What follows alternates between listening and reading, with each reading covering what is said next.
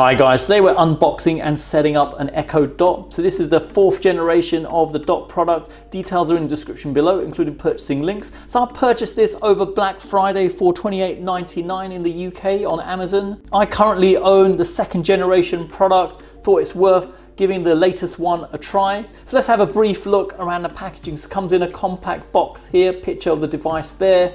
Coming around the side here, 3.5mm audio aux out, Bluetooth, hands-free with Alexa, microphone on-off button, and it's compatible with thousands of skills and services. So let's open up and see what you get in the packaging. A big thank you to Ajax Online for sponsoring this video, a smart automation company with an ever-increasing selection of innovative products. Their products cover both Wi-Fi and Zigbee-based protocols, and their Zigbee-based devices work with all the leading Zigbee hubs. I've reviewed a number of Ajax Online's smart products over the years and been impressed with them, hence why I continue to work with them. To see some of the reviews I've done, click on the card in the corner and it will take you to a playlist of all their products I've reviewed. I'll also include details of their video in the description. And just to note, the quality of their bulbs, LED strips are brighter, more cost effective and provide a more colourful alternative to the Philips Hue range. Now I've laid out all the items you get in the packaging. Let me briefly go through them. You get a document with important information in there, setup guide document, and all the documents are in English. Power adapter, the output on this is 12 volts, 1.25 amps. Cable quality is good on there and it's a DC connection. Coming on to the Echo Dot, design wise it's completely changed, more of a ball appearance to there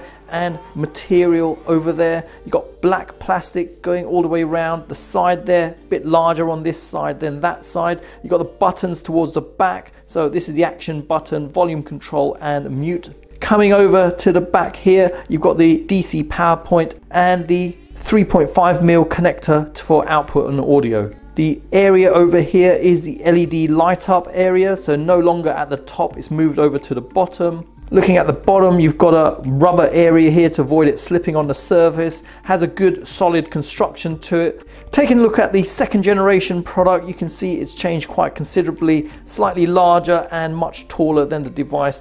Now it's probably worth mentioning there's 3 variations of the 4th generation. So this one is the Dot and there's another version of the Dot with a clock on there.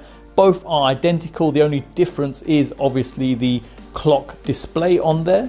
The other variant is the Echo device, and that's a larger device, and that actually has a 3-inch subwoofer and 2 dual tweeters on there, which are 0.8 inches each. It also has a 3.5mm audio line out, and it also doubles in as a line in as well. So you can connect, for instance, your phone and have music playing via a cable to the device. It also has Dolby audio on there.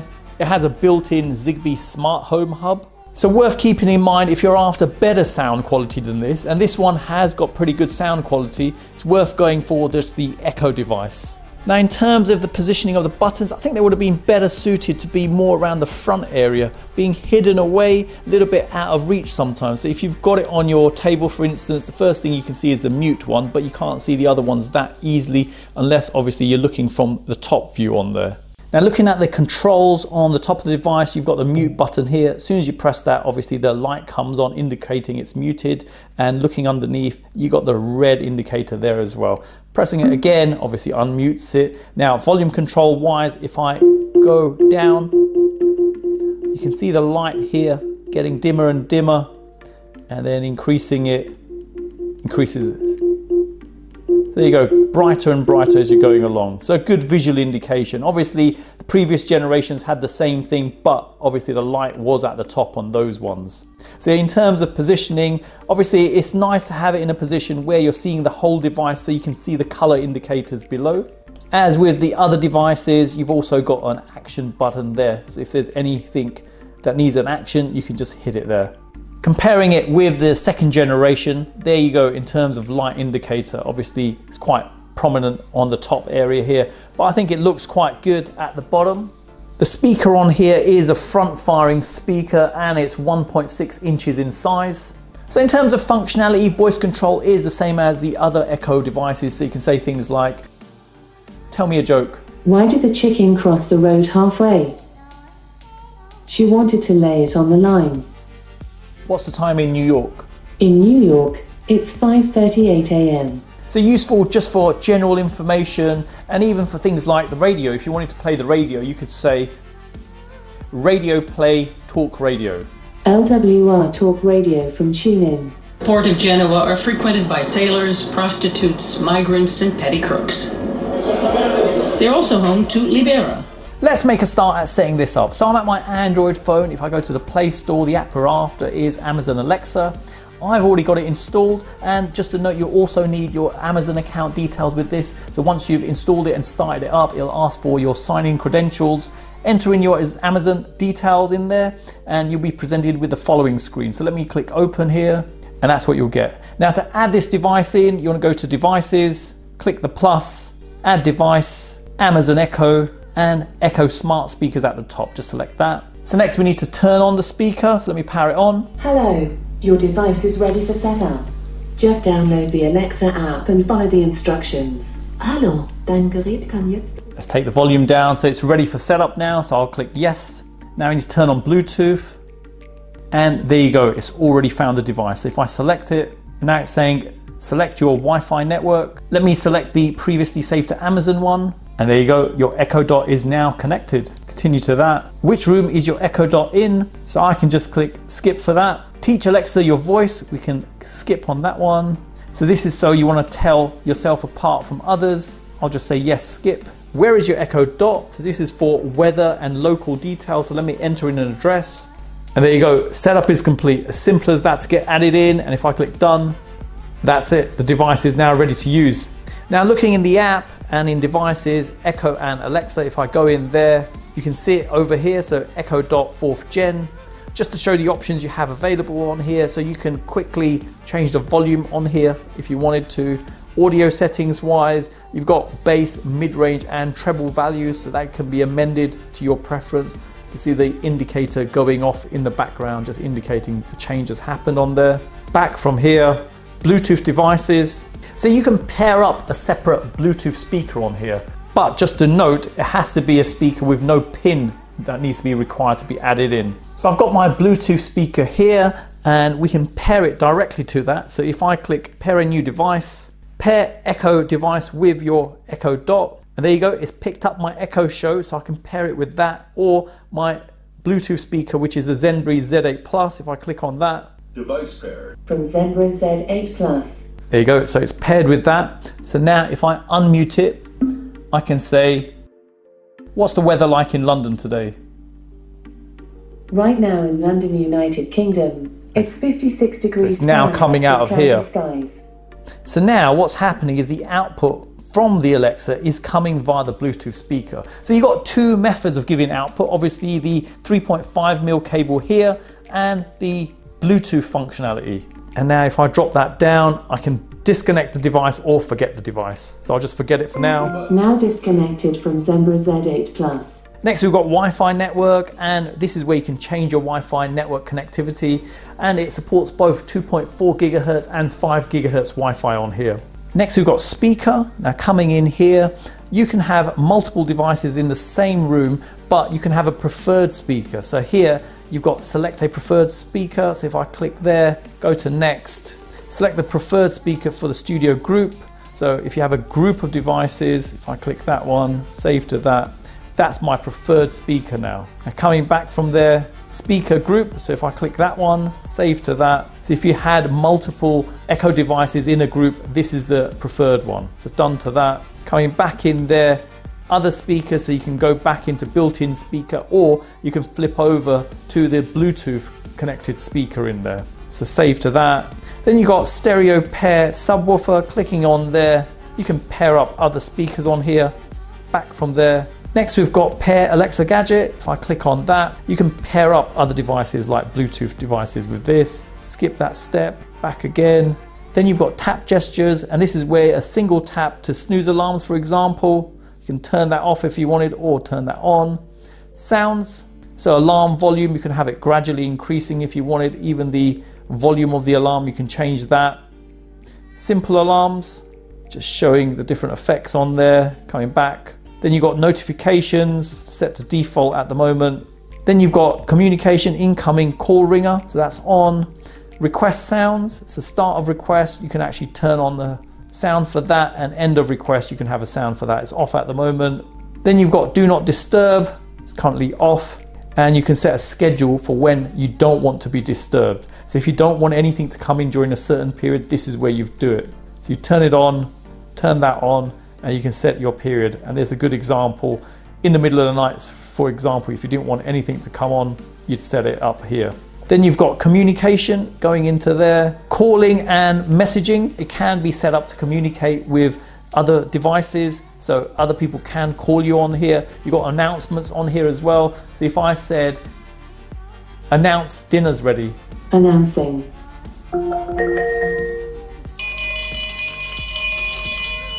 Dinner's ready. Then you've got device location. Obviously I've already set that. Time zones in there. Wake word, and coming in here, this is where you can actually change the wake word. So the device won't activate until you use that wake word. So these are the examples you could use. Follow-up mode. So this is where if you ask a question and there's a follow-up, it will continue with a follow-up. The conversation won't end at that. Then you've got language, which is English, and just to show the different languages in there. So you can change even to a slightly different version of English on there. Then you've got measurement units, and these are the ones applicable for you, what you prefer. So for me, in the UK, I prefer Celsius for the temperature, and for the distance, prefer miles instead of kilometers. And that's all the options you have available in there. Another cool bit of functionality available with the device is you can make a call from it. So looking at the app here, I can actually go directly from here, call, pick one of my contacts, and if I click there, audio call.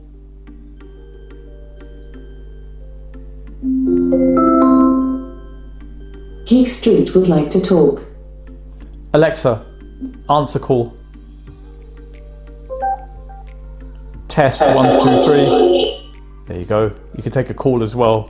So between different devices, you can call people in the house or people actually owning the Alexa device. So excellent functionality here. So this obviously goes via your broadband, and it doesn't use any sort of telephone line with this. And if you had the Echo Show device, you could actually do a video call with the person. Next, just to show how to use the device as a Bluetooth speaker. So if I come over to my Android phone, drop this down, turn on Bluetooth.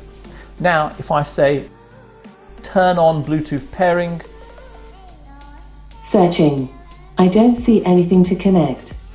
Check the device you'd like to use and make sure Bluetooth is turned on. And there you go. It's to just set up a new device, go to your Alexa app. It's just over here. So Echo.VH8. I'll click on that. Okay to that. Now connected to Bluetooth. There you go. Simple as that. Now that the device is set up, a couple of things worth mentioning. So first of all, the cable itself. So I'm surprised it's a white cable. Obviously the device is black. You would have thought they'd have a matching cable in terms of color. If we go back to the second generation, that was black, and the power cable also was black with that. Now the other thing is the connection point on here. So it's a DC connection point, and just to pull out, just to show, which I've already shown, the second generation had a micro USB connection on there. And my preference is to have a connection like this, only because if I pull out the other end of the second generation, it's got a USB plug in there. So I can plug that into any USB outlet. Whereas this, I'm now limited to obviously plugging it in with the power adapter it comes with, which is a bit annoying really, because it'd be nice to have the flexibility. You could plug it into a PC, for instance, or just a general USB point. So next, just to test out sound levels from the speaker. So I've taken up the bass, mid-range and treble to the maximum, volumed on maximum as well on this. So now if we play some music.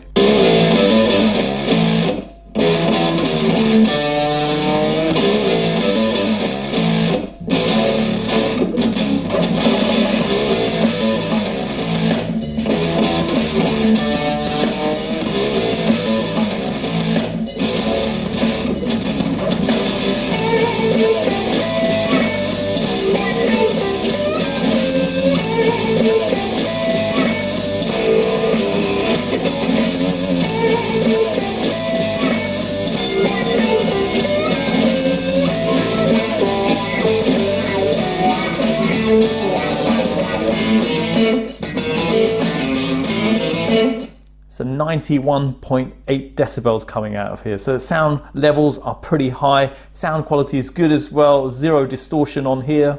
Another cool bit of functionality available from the device is if you had multiple devices scattered across your house, and you could actually play the same music going across all of them. So there's a selection in the app to say where you want to play the music. So for instance, I've got it now set up to play on all devices everywhere. So if I unmute the main device here and I say, play talk radio, if I turn it up as well. Talk radio from wireless.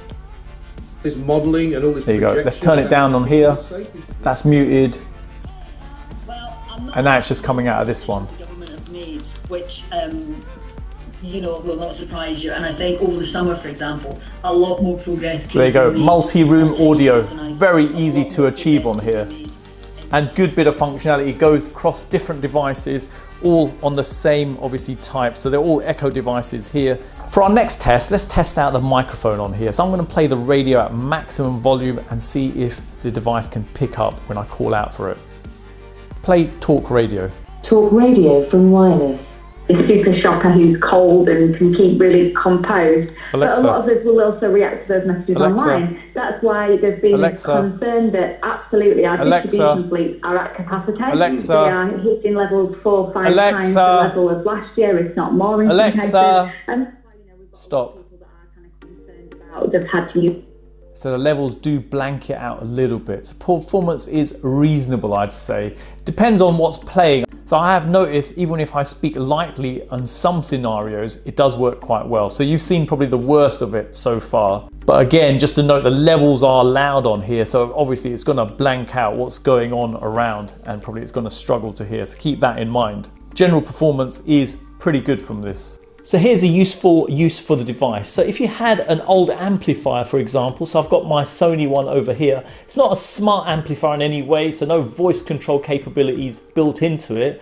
What you can do, the line out functionality on there, so just looking over there, I've just plugged in a cable, I can actually get anything that's said coming out of my amplifier. So for instance, if I wanted to play music, I could do that, or even general voice control output coming out on there. So it's plugged in at the moment, and if I say, what's the weather like in New York today?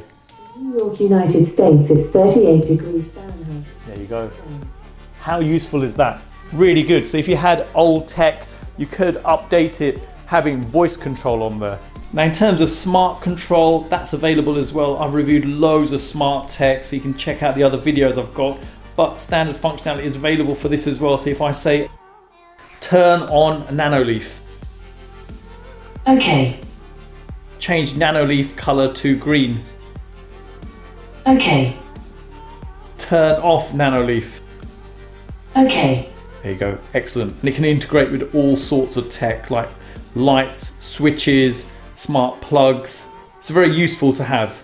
So there you go, I hope it's helped anyone thinking of purchasing this. I think it's a big leap forward if you do own a second generation. Sound quality wise, it's really good. You've seen for yourself, obviously with that sound quality being louder and better quality, the mic can occasionally struggle to pick up your voice, as I've shown already. I've had to shout out quite loud for the device to actually stop. Functionality wise, functionality is the same, set timers, etc. There's all sorts of things you can do with it. So excellent functionality from the device. And price wise, personally, I'd wait for key points where the price drops, as their devices do regularly drop in price at, for instance, Christmas. So there you go, I hope it's helped anyone thinking of purchasing this. Details are in the description below, including purchasing links. Hang around for the end cards for some more smart tech. Drop me a like if you've liked this video. Let me know what you thought of the device. Are you thinking of buying it? Would you buy it? Thanks for viewing, and see you in the next one.